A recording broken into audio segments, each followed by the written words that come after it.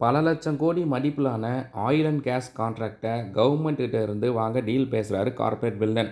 இதுக்கு லஞ்சமாக 1,00,000 கோடி தரணும்னு சொல்கிறாரு மினிஸ்டர்.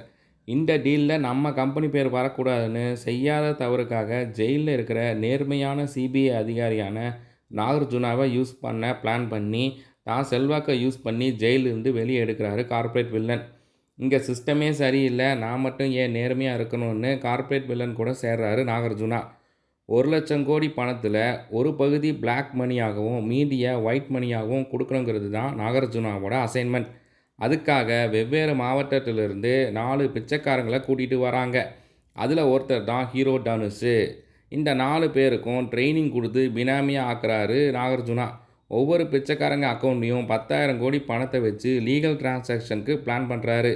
பணம் டிரான்ஸ்ஃபர் ஆன பின்னாடி பிச்சைக்காரங்களை கொல்றாங்கங்கிறத தனுஷ்க்கு தெரிய வருது. அங்கிருந்து அவர் தப்பிக்கிறாரு. இப்போ அவர் அக்கௌண்ட்டில் 10,000 கோடி இருக்குது.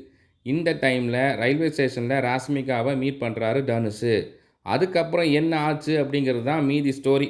நான் கூட தனுஷும் ராஷ்மிகாவும் சேர்ந்து ஸ்கேம் எல்லாம் எக்ஸ்போஸ் பண்ணுவாங்கன்னு பார்த்தா வேறு மாதிரி சொதப்பல் கிளைமேக்ஸு. படம் ரொம்ப நேரம் ஓடுது.